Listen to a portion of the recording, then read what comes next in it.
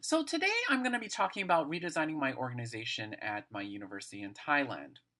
So I work at an organization which is very closely connected with the royal family. So this implies that there's a lot of paperwork and the protocols and the procedures are quite confusing at the organization. So this really highlights a bureaucratic way that the organization works. So, and it filters down to the department that I work at, which is the Department of English.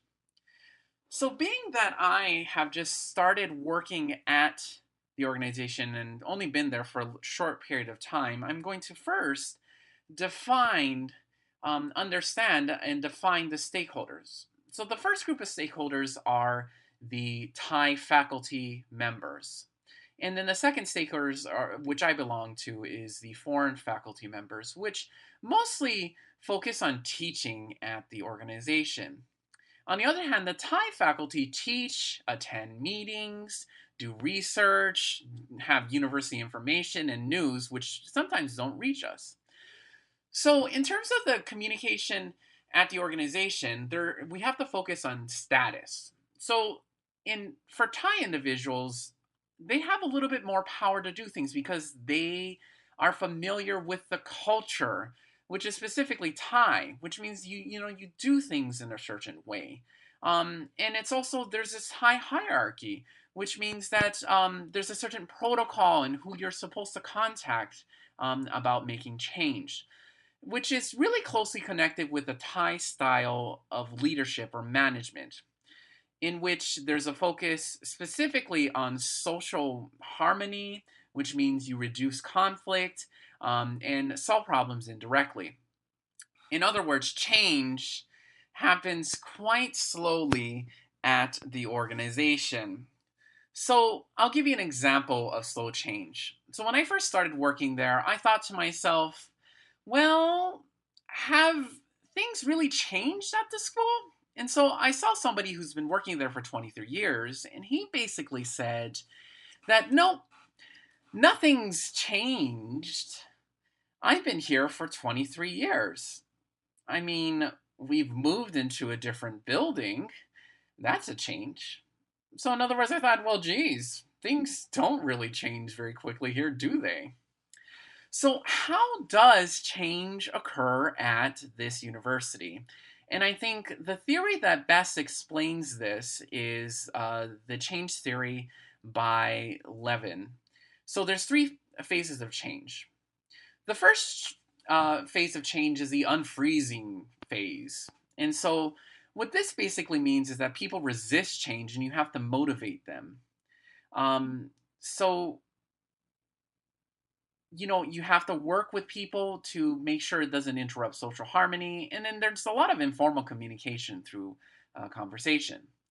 The next stage is transition, in which a period of time must pass, the motivation must be kept up until the work is finished. And then finally, there's the refreeze phase, in which everyone adapts to this motivation that's already taken place, and then it finally becomes the new norm. Unfortunately, this takes a lot of time to do. So, I believe that the communication structure of the university, to some extent, must be sort of like changed and adapted to. And what this means is that we need to pay attention to the stakeholders, including the president, the dean, the department heads, the high faculty, and hopefully the foreign faculty. Well, maybe because they don't really talk to us anyways.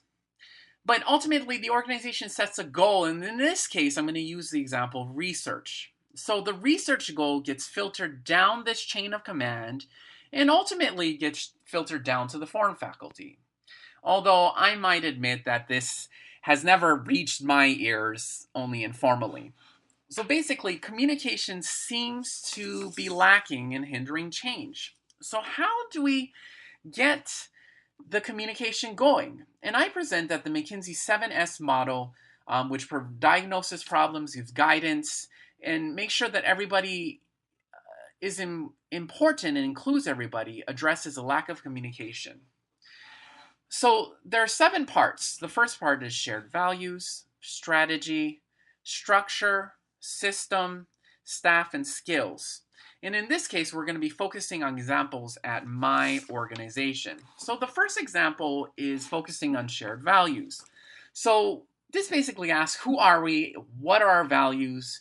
So in our university currently, the focus is on research. So we're really focusing on, that's if that's our value, then everybody has to have it.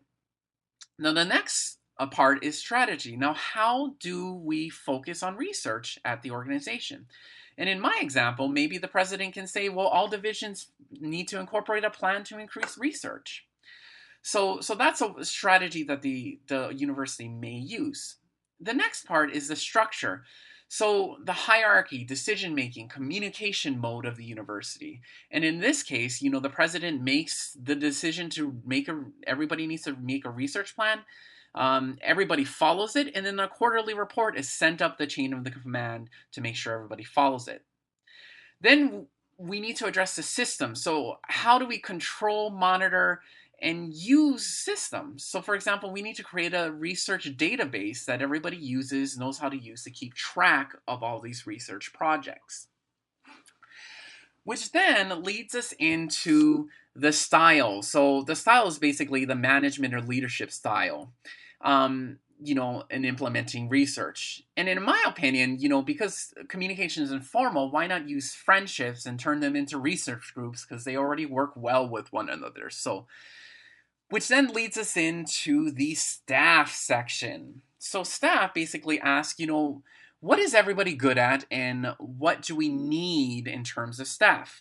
So if we need to focus on research, then we need to hire somebody who's familiar with research to help everybody in the organization.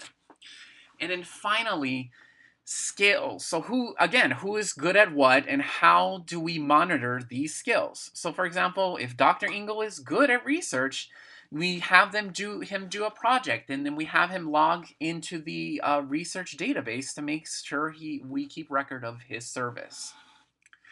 So as a refresher, the 7S's: shared value, strategy, structure, system, style, staff, and skills really means we have focused communication. And ultimately, that focuses on the big goal of the university is to focus on research. And hopefully it gets filtered down to all the important stakeholders at the organization. And what this means is that communication occurs on a macro, mid, and micro level, and hopefully it is a two-way communication street. So, in conclusion, the change methods in this context means that we achieve organization goals, and in this case, research. Everybody is included in this means of communication. We use the organization's strengths to implement the goals, and in this case, research, and then hopefully help everyone develop professionally. And ultimately, this will help people be happier and believe that change will happen at the organization, unlike the previous person I interviewed. So thank you very much for watching. I hope this was very important.